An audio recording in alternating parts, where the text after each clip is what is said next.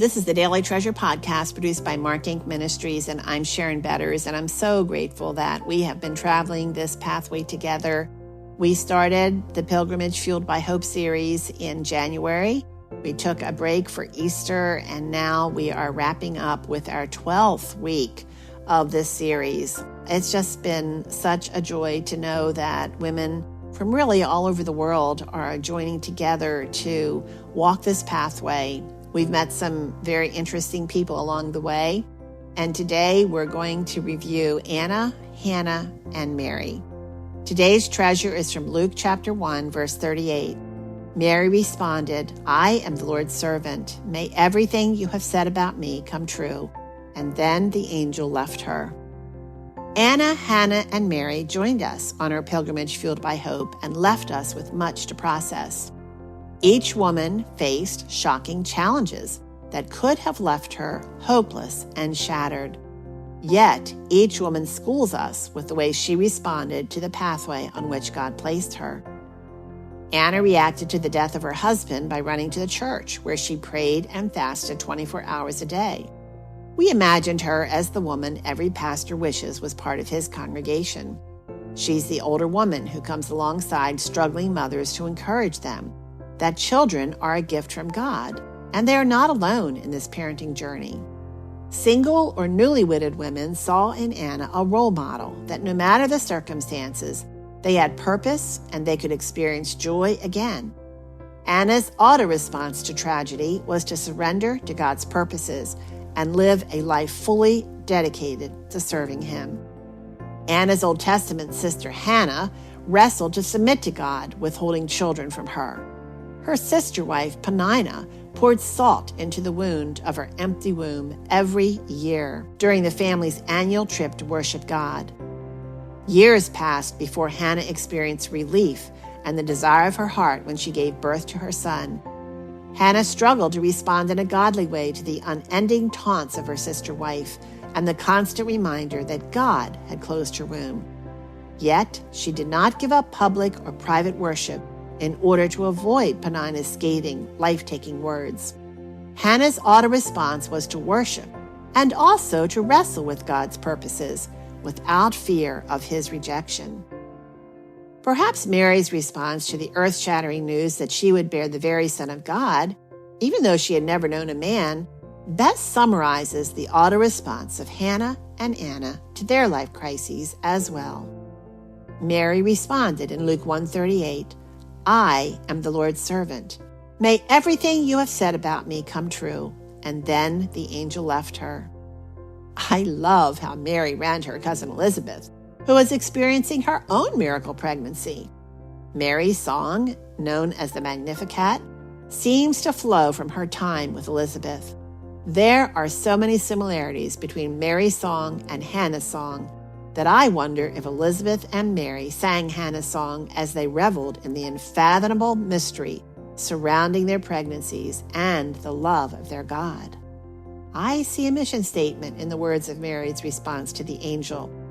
Mary's mission was to serve the Lord, no matter what His calling. Her circumstances became her platform for glorifying Him. Years before Mary was born, Hannah uttered similar words in her song after the birth of her son, Samuel. Similarly, Anna demonstrates by her life that her calling was to review her circumstances as her platform for glorifying God. Friends, take Anna, Mary, and Hannah along with you today and allow their lives to speak into yours. Each one offers teaching moments that encourage us to fall deeper in love with Jesus, trusting Him to fill our hearts with a song of praise as we surrender each moment of our lives to Him. Oh Lord, your love astounds us, and we are so grateful for the lives of our sisters, Hannah, Anna, and Mary. Thank you for how they responded to life crises that could have destroyed them. Instead, their lives help us focus on seeing our own circumstances as a platform for glorifying you.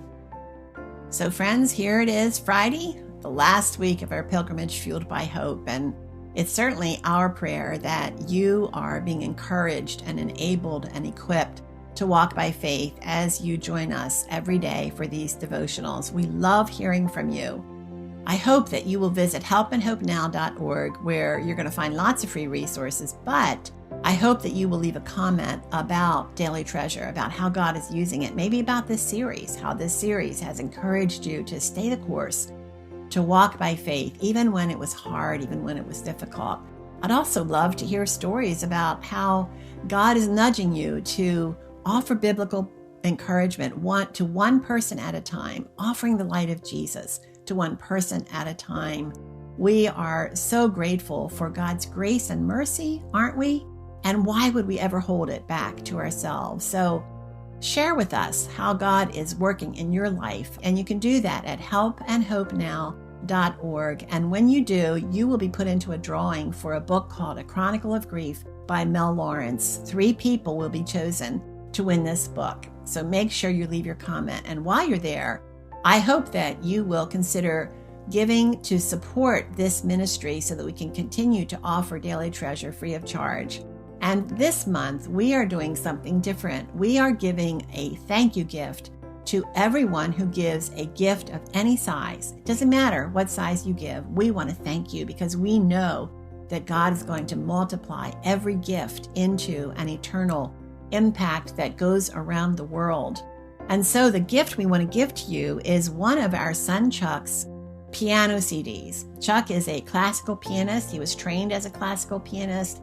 He has been a worship leader, a lead pastor. He and his wife, Melanie, are in a hard calling and yet a beautiful calling where they are ministering to sex-trafficked girls right now. It's amazing to see what God is doing in their lives. And this CD, both of his CDs, one is called My Heart's Cry and the other is Communion. And in My Heart's Cry, you will find a blend of piano arrangements. Some of the old hymns like How Great Thou Art, It Is Well With My Soul, Amazing Grace, and some of those beautiful classical pieces like Moonlight Sonata and Rachmaninoff's Second Piano Concerto, which Chuck played with a full orchestra. But I kind of like the very end because Chuck coaches his 3-year-old son to share some proverbs, and his son is now a daddy, but the children who listen to this CD just love it. They want to hear it over and over again. The second CD is called Communion, and it is a collection of soothing piano arrangements of hymns, including Be Thou My Vision, I Surrender All, Via Dolorosa, and classical pieces, and also has a closing section with his children as they quote Proverbs. So you will receive one of these CDs when you give your gift of any size to help us continue to offer the help and hope of Jesus to people all over the world. Thank you so much. When you go to helpandhopenow.org to give and to leave a comment, I'm Sharon Betters, and I look forward to being with you tomorrow.